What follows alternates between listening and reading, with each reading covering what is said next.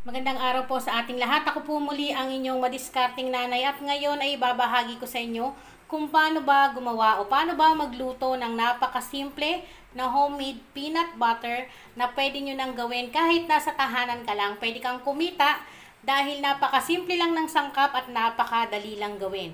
So tara na atin ang simulan. Ipapakita ko sa inyo mga sangkap na ating kakailanganin para sa ating homemade peanut butter. Ngayon, narito yung mga kakailanganin nating sangkap para sa ating homemade peanut. So, unang-una, kailangan natin ng peanut. So, yung aking gagamitin ay hubad. Pwede kayong gumamit ng may balat. Depende yan sa lugar na available na mabibili ninyong peanut. At kailangan din natin ng milk powder. Meron din tayong wash sugar. Pwede rin kayong gumamit ng puting asukal. Meron din tayong salt, pambalance sa tamis ng ating homemade peanut butter. Siyempre, kakailanganin din natin ng margarine. Pwede kayong gumamit ng butter kung wala kayong makitang margarine.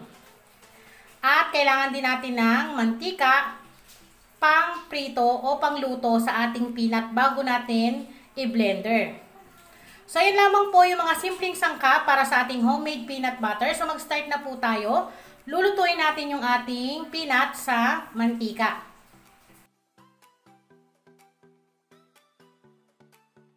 Ngayon, kapag mainit na po ang ating pan, ay ilalagay na po natin ang ating mantika para painitin bago natin isalang ang ating peanut.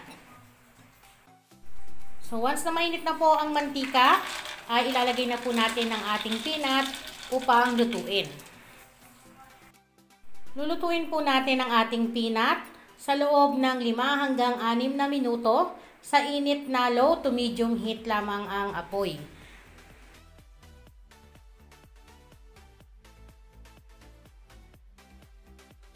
Ngayon, kung pangnegosyo po ang inyong papasukin at marami ang inyong lulutuin, mas mahaba po ang dagdag na oras o minuto ng pagluluto para sa ating peanut o sa mani.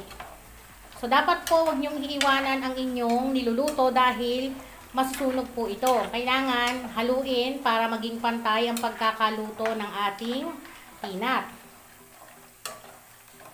Kasi kapag sumobra po kayo sa luto, kumbaga, nasunog ang inyong peanut, papait po ang timpla ng inyong gagawing peanut butter. Kaya dapat tama po yung pagkakaluto niya. Hindi po sunog. Saktong-sakto lang yung luto dapat ng inyong peanut. Ngayon, sa mga magtatanong, sa pangmaramihang timpla, ilalagay ko na lamang po sa aking description box sa baba para makuha niyo po ng tama.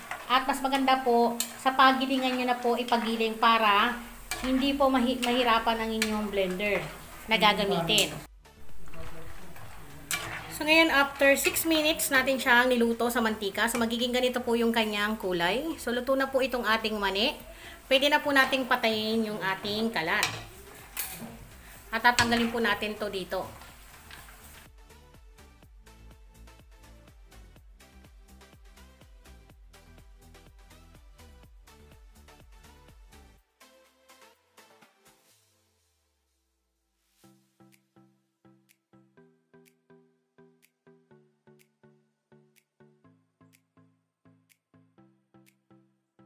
Ngayon, habang mainit pa tong ating nilutong mani, so napakasimple lang, ilalagay na natin yung ating asukal, yung ating asin, yung ating milk powder, at yung ating margarine. So, inuulit ko, pwede kayong gumamit ng butter kung wala kayong makitang margarine. At hahaluin po natin to. Kaya po natin, nilagay na kagad habang mainit pa yung ating nalutong mani, ilagay na natin yung mga sangkap para po masiguradong matunaw sa init yung ating asukal at yung ating margarine. Para kapag blender po natin, hindi po mahihirapan yung ating blender sa pagpino para sa ating homemade peanut. So kapag natunaw na po to, palalamigin lang natin bago natin ilagay sa ating blender.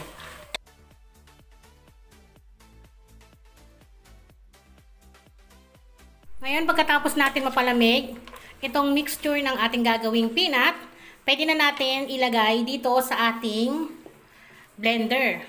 So, wag niyo pong lalahatin. Dapat konti-konti lang ang lagay para hindi masira ang inyong gagamiting blender. So, maglalagay na po ako.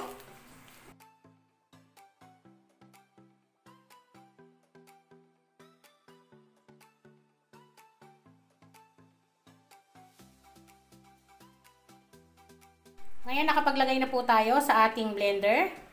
So, i-blender po natin to ng low to high speed po. Dapat. So, wag niyo pong bibiglain para dahan-dahan po ang pagpino ng ating homemade peanut butter.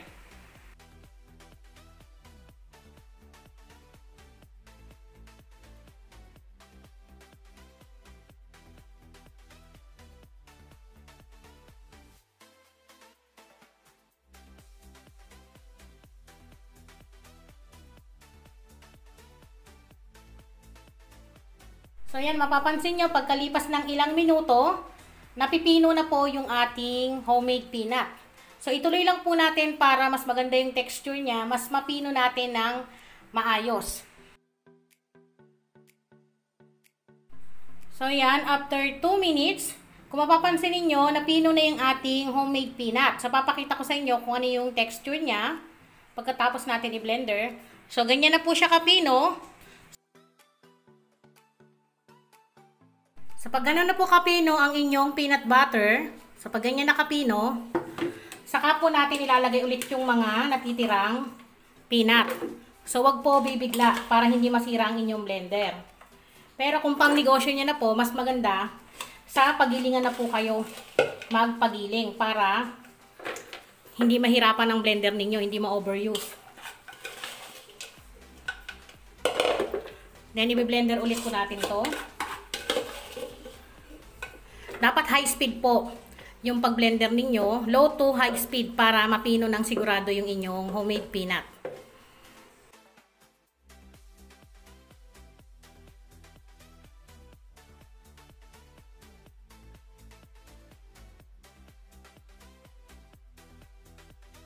So yan, nakikita ninyo kung gaano kalapot, gaano kapino yung ating homemade peanut butter na pwede na ninyong subukan. Kahit nasa tahanan kayo, pwede kayong mag-stock ng pang sarili nyo lamang na panggamit.